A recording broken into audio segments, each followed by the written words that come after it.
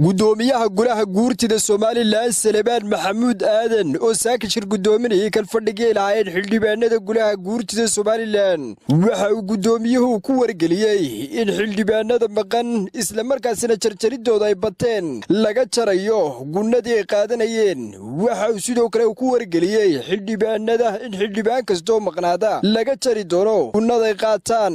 waa kan gudoomiyuhu arrimahaasi ka hadlaya bisha October naasiro November kii maalin maqnaa iyo kii laba maqnaa iyo kii saddex maqnaa iyo kii taba wada maqnaa middo gurna mala bisha mid waliba intuu maqnaa waa laga jaray hal lagu quus qaato kow ninka la yidhaaho ina booscade ma jooga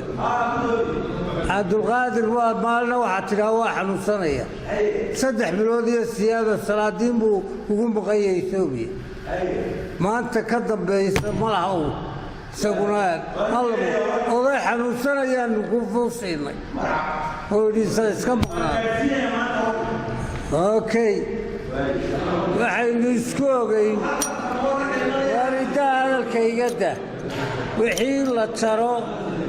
xildhibaan laga jaro shaqaalaha iskoogi cid kale iskoogi ma jiro waayahay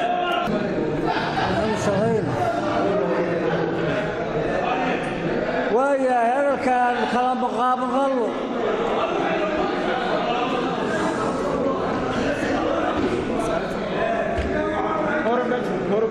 ilaa duurka waa fadhiisaan haddaydan hadalka joojin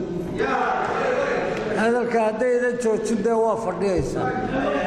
kow 10kii way dhaaftay ballanteeduna waa gudno dambe oo la maqnaado la bixinayaa laba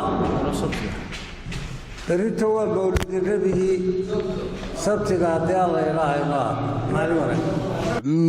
Mar cali ducaale Cumar Shabaash telefishinka caalamiga ee bulsho magaalada